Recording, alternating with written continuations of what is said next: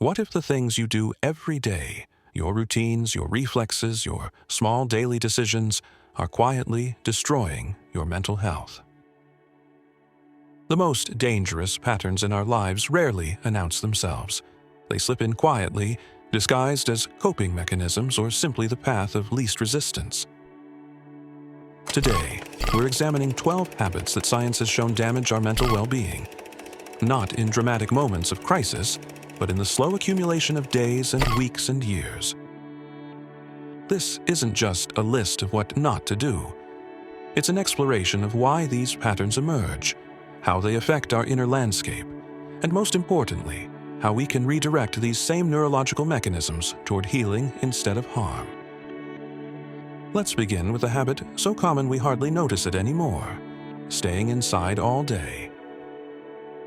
4 walls, artificial light, recycled air. This is not a temporary condition, but your daily reality. Your world has shrunk to the size of your dwelling, and so has your mind. The human brain evolved under open skies, in natural surroundings. Your ancestors walked miles daily. You sit enclosed, disconnected from the rhythms that calibrated human psychology for millennia. What you repeatedly ignore eventually becomes what you cannot escape. You experience depression, anxiety, and wonder why. The answer surrounds you. Your habitat has become your cage. Sunlight regulates your serotonin levels and sleep cycles. Natural environments reduce cortisol. Movement in open spaces creates neurobiological equilibrium. You have removed all 3. Do you truly believe you can eliminate the essential conditions for human psychological functioning without consequence? Your attention guides your mind. Direct it wisely, or others will. The second habit, constantly consuming news, may be even more insidious because it masquerades as responsible citizenship. You begin each day by surrendering your attention to your phone. The artificial light disrupts your circadian rhythm before your feet touch the floor. The flood of information, others' curated lives, global catastrophes, commercial messaging, colonizes your thoughts before you've had a single original one. This is not an innocent habit. It is the voluntary surrender of your most precious cognitive resource, your attention. There's a profound difference between staying informed and drowning in a perpetual crisis narrative. Our brains evolved to treat urgent information as immediate threats, activating our fight or flight response regardless of whether we can meaningfully respond. A Harvard study showed that watching just 3 minutes of negative news in the morning led to people reporting a 27% unhappier day 6 to 8 hours later. Imagine what constant news consumption does. You compound this error by constantly watching the news. The human brain evolved to scan for threats within a small community. You force it to process global calamities it can neither contextualize nor address. Your brain cannot distinguish between immediate threats and distant ones when presented through a screen. Each headline triggers your amygdala. You marinate in cortisol and adrenaline while remaining physically static. This is neurologically incoherent. You are not staying informed. You are systematically destabilizing your nervous system. Why do you persist in this self-harm? The third habit, over-comparing yourself to others, technology has supercharged. Social media hasn't just increased the frequency of comparison, it's altered what we compare. You compare yourself to others constantly, not to actual others, to the edited, curated, filtered versions designed specifically to provoke envy and jealousy. This is not occasional behavior, but habitual consumption. We now regularly compare our backstage selves to others' highlight reels. And not just occasionally, but dozens or hundreds of times daily. What's particularly troubling is how this comparison targets our deepest psychological need, the sense that we are enough. Each upward comparison creates a tiny fracture in our self-concept. The mathematician Blaise Pascal observed that All of humanity's problems stem from man's inability to sit quietly in a room alone. You cannot sit with yourself, so you seek distraction in the achievements of others. This is not connection. This is self-flagellation disguised as social engagement. Your brain processes these curated images as real social data. It concludes you are inadequate, unsuccessful, physically inferior. No amount of rational understanding neutralizes this primal response. Dr. Lisa Feldman. Barrett's research shows how emotional responses become self-fulfilling.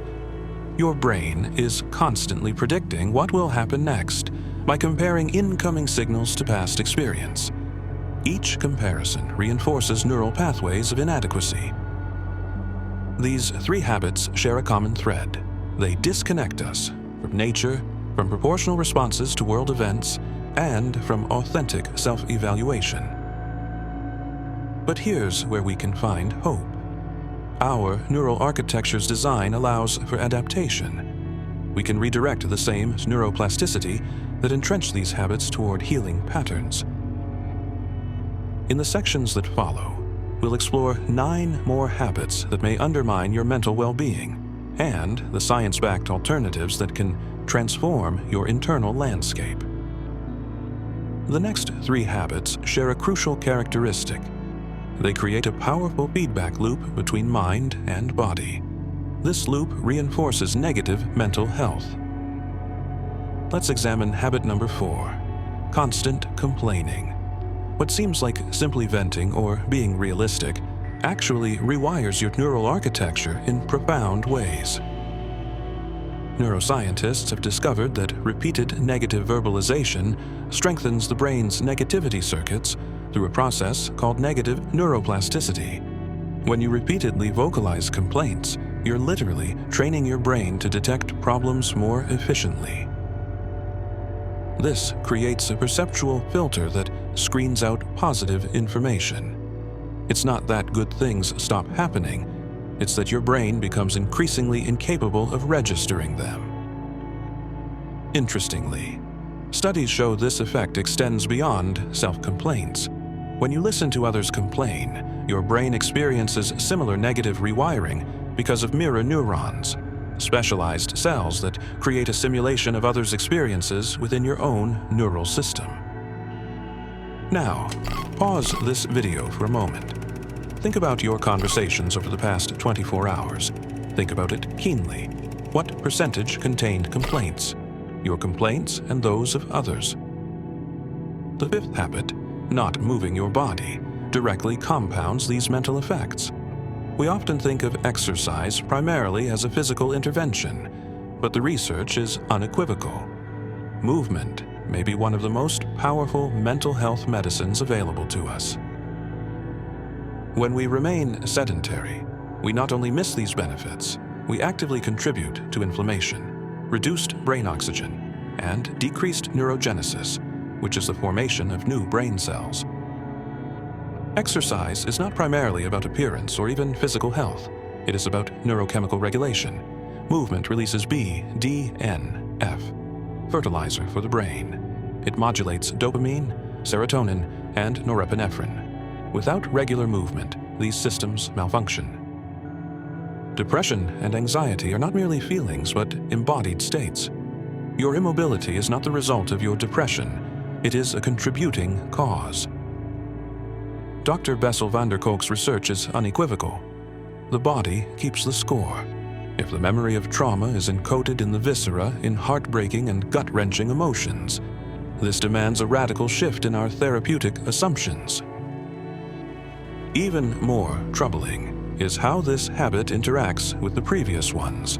Physical stillness makes rumination, getting stuck in negative thought patterns, significantly more likely. Movement literally helps us move through emotional states rather than remaining trapped in them. The 6th habit, eating whatever is convenient rather than what's good for you, completes this destructive triad. The emerging field of nutritional psychiatry has revealed that our gut functions as a second brain, producing many of the same neurotransmitters that regulate our mood. In fact, Your digestive tract produces about 95% of your serotonin, the happiness chemical. Processed foods, excessive sugar, and artificial ingredients create gut inflammation that disrupts this delicate system. Studies show clear correlations between diets high in processed foods and increased rates of depression and anxiety. What makes this habit particularly insidious is its immediate relief effect. Sugar and highly processed carbohydrates provide quick dopamine hits that temporarily mask the very anxiety they're helping to create, establishing a dependency cycle similar to substance abuse. Consider this: these three habits, complaining, physical stagnation, and poor nutrition, often cluster together. A stressful day leads to complaining, which drains mental energy for exercise, which increases cravings for comfort food, which reduces energy further, creating more stress and complaints. But this same interconnection offers multiple entry points for intervention. Research shows that changing just one habit in this cluster creates positive spillover effects that make changing the others easier. What's one small movement practice you could incorporate daily? How might you replace complaint sessions with solution-focused conversations? Could you make one nutritional upgrade this week? Some question for you to ponder. Best if you could take an actual action step. Our next habits aren't personal failings, but predictable neurobiological responses to past environments. These responses aren't suited to modern life. You would have also noticed the three habits that share a common theme. They all involve sacrificing authentic needs for temporary relief or external validation. The seventh habit, overspending for short-term happiness that creates long-term stress, represents a profound misunderstanding of what actually contributes to well-being. Culture has conditioned us to believe that gaining things will make us happy. But psychological research conclusively shows that experiences, connections, and purpose, not possessions, are what create lasting satisfaction. What makes retail therapy so psychologically complex is that it provides genuine, measurable relief, but only temporarily. Each purchase activates the brain's reward center, releasing dopamine. However, this neurochemical effect quickly fades, often replaced by financial anxiety and diminished self-trust. I'd like you to pause for a moment and reflect. Think about your most recent non-essential purchase. What emotion were you experiencing just before making it? Stress, boredom, inadequacy? The eighth habit, saying yes when you mean no, appears outwardly virtuous, but creates profound internal discord.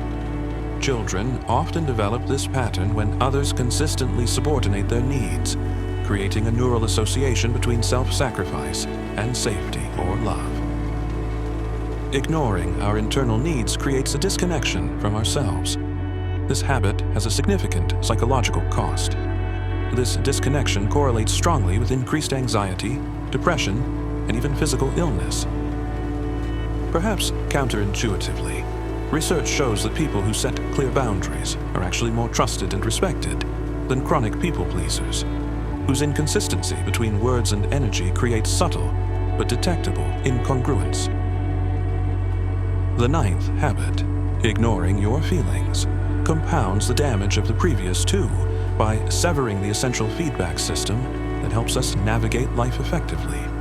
Emotions aren't arbitrary. They're sophisticated information processing systems that have evolved over millions of years to help us respond adaptively to our environment. When we systematically ignore them, we're essentially disabling our internal navigation system. Neuroscience has revealed that emotions are not just mental states, but whole-body experiences involving the autonomic nervous system, hormone fluctuations, and even immune function. Chronic emotional suppression causes this physiological load to grow. One landmark study found that emotional suppression was a stronger predictor of premature death than smoking, obesity, or physical inactivity, highlighting just how fundamental emotional processing is to human health. These three habits, overspending, saying yes when you mean no, and ignoring your feelings form a self-reinforcing cycle. We ignore our true feelings, which leads to saying yes when we mean no, which creates stress we attempt to relieve through overspending.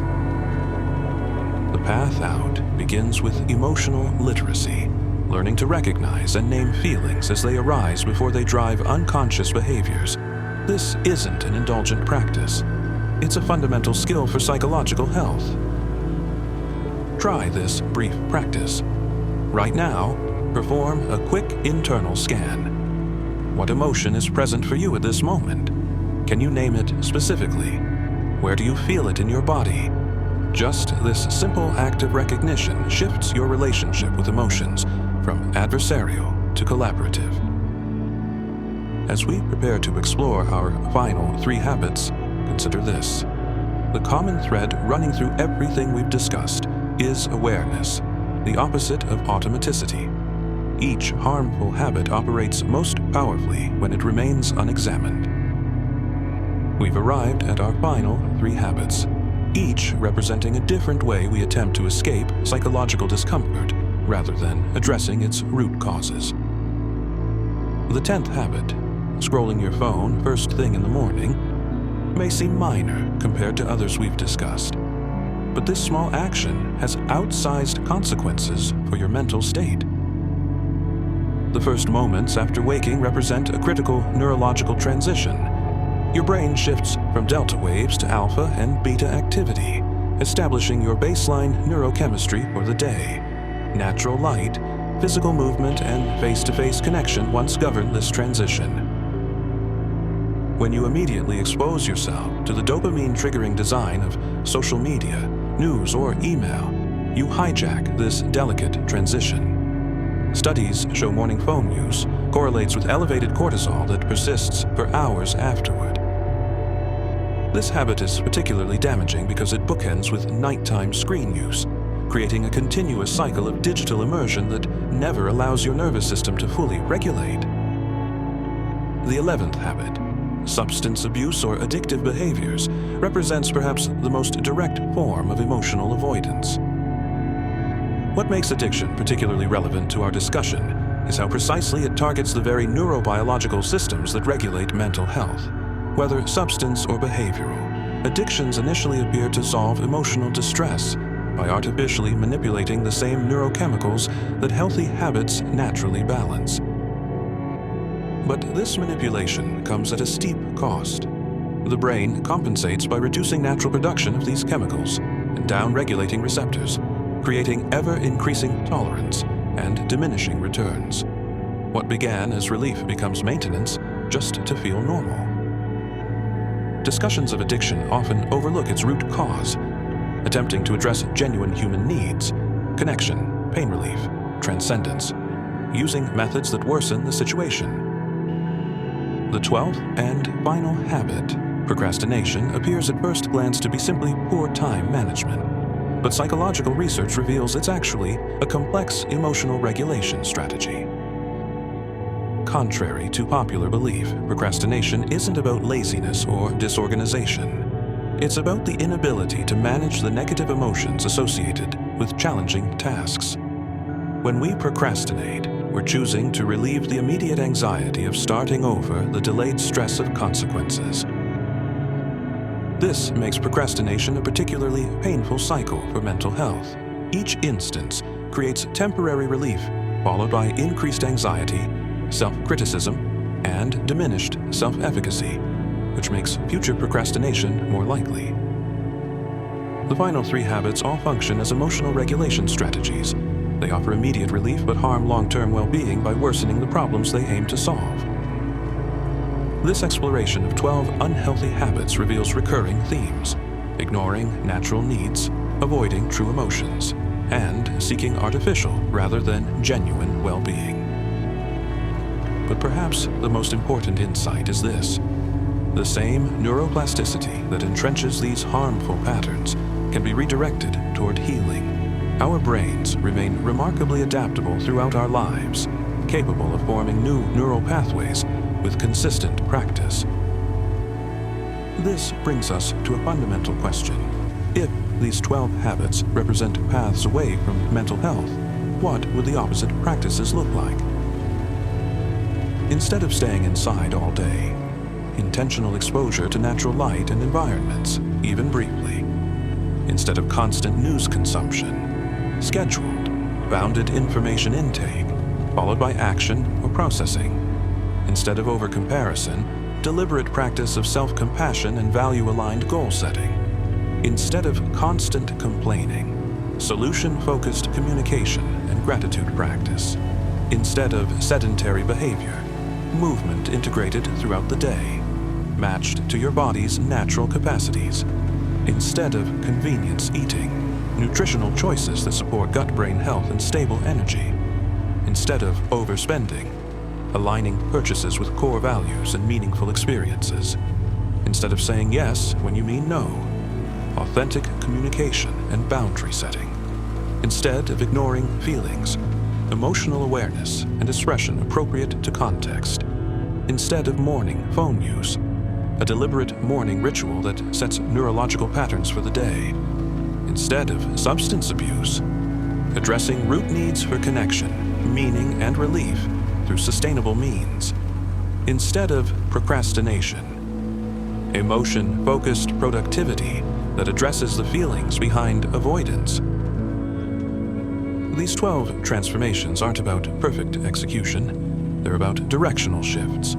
Small, consistent movements toward practices that align with our deeper psychological and biological needs. What makes this perspective particularly hopeful is the interconnected nature of these habits.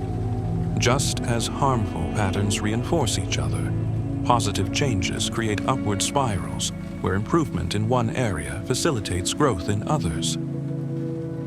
These final 3 habits all function as emotional regulation strategies offering immediate relief, but harming long-term well-being. They worsen the problems they attempt to solve. Consider this. Which of these 12 habits could most easily improve your mental well-being? Remember that awareness itself is transformative. By simply bringing conscious attention to these patterns, you've already begun the process of reclaiming your agency in shaping your mental health. In the end, mental health isn't about perfect habits. It's about alignment.